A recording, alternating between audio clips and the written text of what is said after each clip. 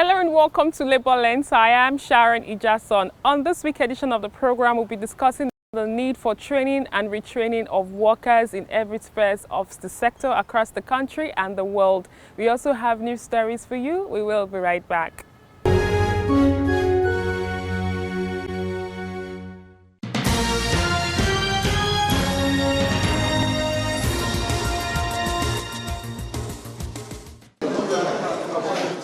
The Presidential Council on Subsidy Removal has met with organized labor. The primary focus of the meeting was to expedite interventions aimed at minimizing the impact of the subsidy removal, which comes amid labor unions' announcement of planned protests set to begin on Wednesday. The Government Council's spokesperson lauded the meeting as a productive one. However, labor union representatives clarified that the meeting did not pertain to the second hike in petrol prices, specifically the increase of 617 naira per litre. They affirmed their dedication to proceed with the planned protests as previously announced. Two centers have made their position known and is before Nigerians. The TUC, the NLC, our position is known and is public knowledge. I wouldn't know we are going ahead with the protest because that's what we have to be emphatic on what we put in our communique. We say we are commencing protests from the second. The meeting majorly is to listen to the presentations that it's coming from the Secretariat of the Steering Committee. So they have made presentation to us. We made our robust input into it. Some of the things they presented, we did not agree with them. So the areas we did not agree, we also made our input known because when you come to such meeting, it's for government or its representative to do a presentation, but it's left for us to either agree or disagree. So during the meeting, we gave them sufficient feedback, and they also agreed to go and look at those feedbacks.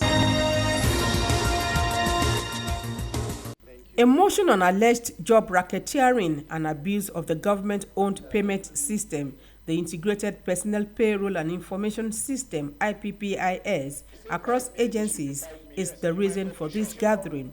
After Wednesday's open show of cracks in the ranks of the Federal Character Commission, the executive chairman and a good number of the commissioners were brought before the legislators in furtherance of its investigation. We must be mindful of our integrity here. Thank you very much. Let us stick to the procedures of the people we invite to speak to us. It yielded the floor to the executive chairman of the commission, who apologized for her absence the day before. Muhiba Dan Kaka insists there is no job racketeering going on in the commission under our watch, but the stream of allegations that followed her submissions got the legislators peeved. Some of the commissioners accused the chairman of running a one-man show in flagrant abuse of the act, setting up the commission as they tendered documents to support their claims. There was a recruitment conducted by EFCC, about 900. I, that represent Oshun, did not know how the recruitment took place. They had to advertise, they did not. This is not a witch hunt on our path. We are just all here to ensure that the right thing is done. Since we came, July 2nd, 2020, the chairman has rebuffed, has refused all counsel, all efforts of the committee and commissioners on this side to use these tools to help balance the imbalance. Given the right of reply, the chairman says allegations against her are the aftermath of corruption fighting back. I sent letter when I received that some people, they are the one that did it. They employ 24. And they've been there for since 2021. I sent letters to IPPIS more than 4 times. I have the letters. They did not remove them.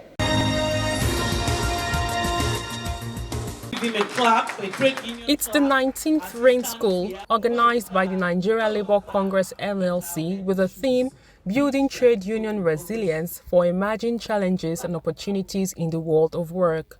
The Deputy President of NLC, Aldo Titus, who represented the President of the Congress, spoke about the challenges facing workers and stressed the need for trade unions to build stronger labor movement.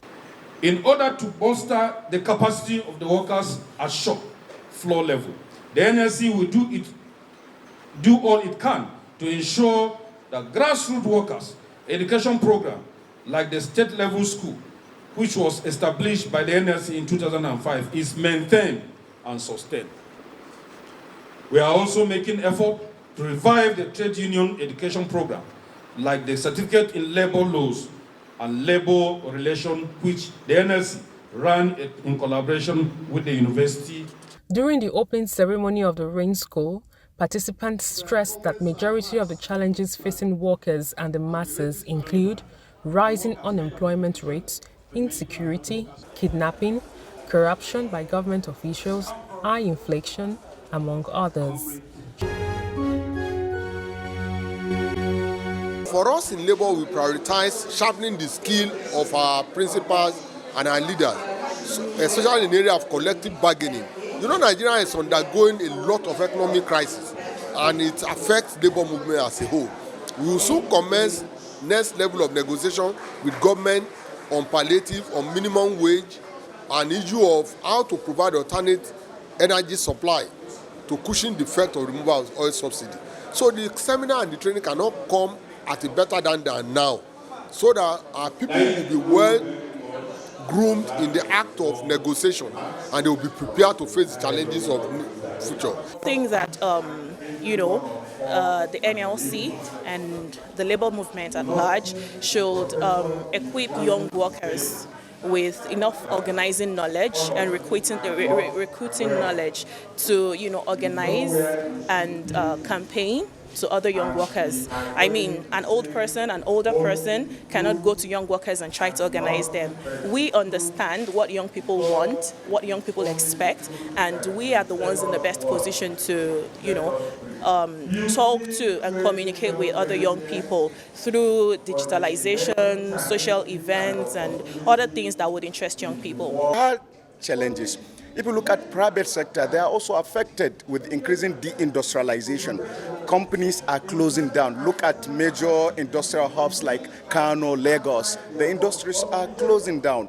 So workers are losing jobs. So with that, trade union density will decline. So it means the structural power for workers to depend right at work is also diminishing. Hence the need for trade unions to look at what are the challenges and what are the opportunities that can be harnessed, so that the trade union movement and the world of work could be reinvented and the balance of forces could be shifted towards the workers. So at the end of this 5 days rigorous training, we expect to have program of action. Workers are also supposed to adapt to the prevailing conditions. They have the numbers, they have the capacity, they have the representation across all the 36 states of Nigeria plus the FCT. So their engagement in social dialogue, their engagement in influencing policies across the 17 goals of the SDGs is the key message that we are imparting. Particularly the role of education in empowering workers, in also showing solidarity. These are some of the critical takeaways that we want these Rain School participants to go away with. On the profile interview segment this week, I'll be speaking with the General Secretary of the Nigerian Labour Congress, Comrade Emmanuel Ugwuoja. He brings us up to speed on what the journey was like for the Nigerian Labour Congress to have the 19th edition of training and retraining of their members. He also spoke about several issues that affect workers, especially the removal of fuel subsidy and the proposed strike by the Nigerian Labour Congress. It's good to have you on the program. Thank you for having me. A lot has been happening in the world of work, and most recently, the Nigerian Labour Congress, for the 19th time, trained workers on the need to organize and not agonize. Can you tell us why it's important for Nigerian workers to be updated in what the world best practice is in the world of work? Most of the time we spend our awake time more at work. So you then need to be properly equipped mentally, physically, intellectually, to be able to make the best of that time.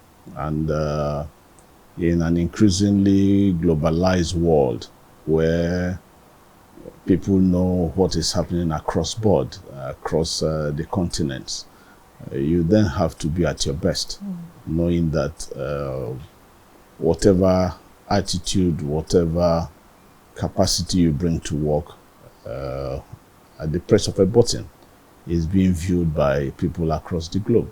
So we therefore feel that we must be at the top of our abilities to continue to deliver to the world of work in our country. And what has been the feedback so far from workers, especially probably the challenges they are faced with in the workplace? We're very sure of some organizations that do not want workers to belong to the union. We also have a couple of companies springing up, especially in the free trade zones across the country. What would be your message towards allowing workers to be part of the union? What are the advantages for an average employer and also for workers to actually belong? It's an employer that belongs to the Stone Age that will be struggling to try to stop the existence of a union. The union has come to stay. The union has come to be part of the world of work because humans must organize. It's the basic thing from nuclear family to extended family to communities to areas of interest. People must associate. So clearly anybody still behind time imagining you can stop the existence of a union needs to be pitied because the person will be dissipating energy completely in the wrong direction. And the present world order does not leave room for slacking. It doesn't leave room for unnecessary indulgence in unproductive efforts. Rather than channel your energy towards stopping something that's inevitable, it's best you put your energy in maximizing the advantages of having an organized workforce rather than trying to stop the organizing of the workers into a trade union now. So clearly the best thing to do is to embrace the union. Looking at the theme of this course this year during the 19th training, and I hope probably there will be a grand celebration for the 20th, or is it 25 the NLC want to celebrate. The theme actually focused on building resilience for the emerging challenges and opportunities in the world of work. Do you want to expatiate on what the learnings were as regards the theme of this course? Yeah, clearly, coming out of the pandemic and the challenge it threw at everybody across the globe, it had become increasingly necessary to appreciate the abilities that helped the world push through that process, and the understandings, the resilience that saw people through those dark times, and the coming together, the shared values, the shared humanity that helped bring that to fore. So for us, is and some of the innovations that were brought forth across the globe. In Nigeria, you saw the dexterity with which people provided homegrown face masks, so to say, and the abilities in terms of constructing and reinventing or adjusting life support systems, the oxygens, machines and all. And you then realize that the world of work also brought some new threats the work from home syndrome, the virtual work abilities, and all that, the dual work system that had helped keep jobs, that had helped keep systems working. So we needed to get a grip and all that, and encourage ourselves to know that what has to be constant in life is change, and that innovations that help make work and life a bit more convenient and comfortable will continue to evolve. Talking about change, talking about innovation, we know that the internet and the web is what Nigerians are into now, because that's what is global best practice in terms of accessibility to information, in terms of probably how the typical workplace actually have to be. With the current realities, many people even actually have to work from home at times. We also have AI, which many people are trying to still adapt to. What will be your message to an average worker in terms of upskilling when it comes to adapting to the new changes and realities in the world of work, especially as it regards to technology? We've always preached to our members the need to keep acquiring more knowledge, train, retrain, keep training, keep retraining, keep keeping yourself abreast of innovations, abreast of new technology, new systems, new direction, and clearly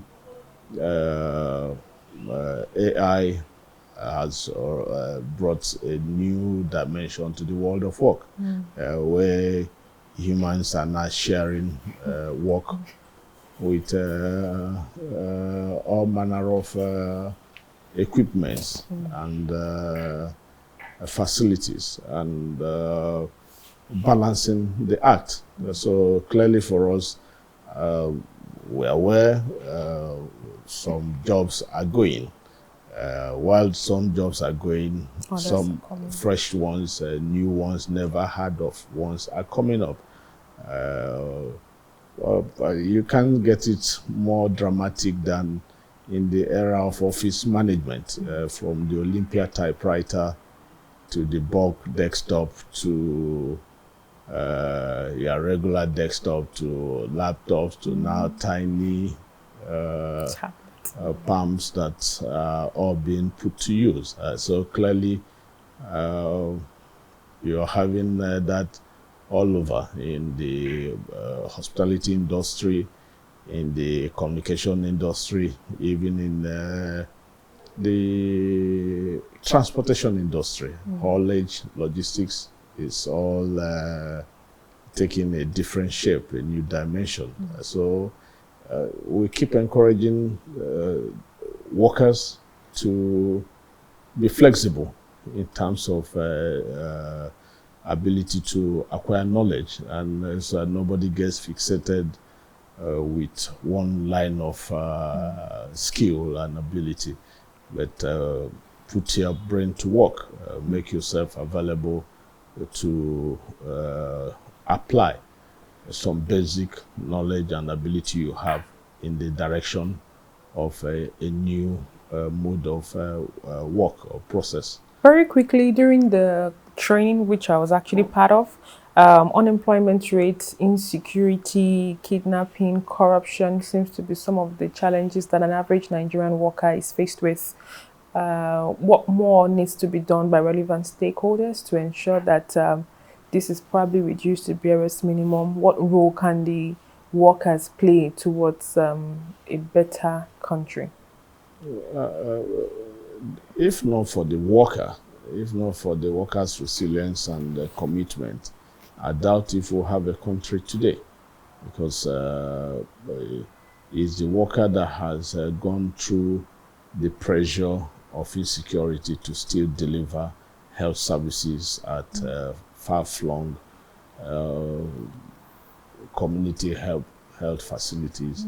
Is the worker that has gone out of the call of duty to deliver education to IDP camps and far-flung villages that have been cut off from regular systems. Is the worker that has had to stay long periods of non-payment of salaries and emoluments, but has still kept the wheel of governance going. So for us, it's if only the elite can subject to themselves to the kind of rigorous training we have had to drive, like you noted, 19th edition is not the 19th year. We've been running the COVID cut short 2 years out of that for us.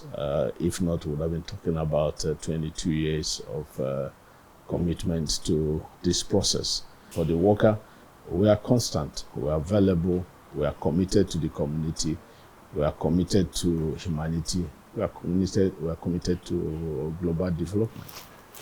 Finally, I want us to have that conversation as regards the alleged job racketeering at the federal government level. Looking at the rate of unemployment in the country, what would be your message to relevant stakeholders on how job handlings should be? If there are opportunities or when there are opportunities, what should be the process? What would be your recommendation so that it would be a fair level playing ground for everyone to have access? It's, there's this native adage that says a goat that is owned by, a single goat that is owned by plenty people dies of hunger, because in the villages, you were supposed to help tithe your goat and then provide grass to eat. So if it's an individual, he knows that his goat needs to eat, so he keeps bringing. But if it's owned by several people, it's taking that this one will assume this will bring food to the goat, this will bring food. So at the end, the goat ends up starving. The scenario we have is a situation where in private sector, you don't have employment racketeering, because the person knows who he's looking for, and he doesn't care the religion of who he's looking for. A factory needs a forklift driver. They're not going to put up a notice to say we're looking for a Christian or a Muslim forklift driver. They're going to tell you, we need a forklift driver. And when you come in from Ismail to Solomon, you'll be put to drive the forklift. And if you're able to operate it, the dexterity on it gets you the job. But once it comes to public service, people first begin to look at the name that has been forwarded. Is the name Usman or is the name Matthew? And then the shenanigans take off from there. So at the end of the day, they have resorted to hiding the fact that there's a vacancy. So when you hide the fact there's a vacancy and you want to fill it through an opaque process, then it generates all manner of absurdities. And that is when the criminal tendency kicks in. The corrupt attitude of wanting to personalize the employment comes in, and then the other criminal element of others on the side feeling they can make money out of the same process kicks in. And so people ordinarily know what to do. The rules have always been there. Why the rules are never applied is what shocks most of us, because you come, it's easy for our leaders to always know about somebody else's job, but they never know theirs. It's an open secret that we have BVNs, and it's an open secret that they say salaries of public workers are paid to banks. But you still have people gleefully tell you, we've discovered 2,500 ghost workers.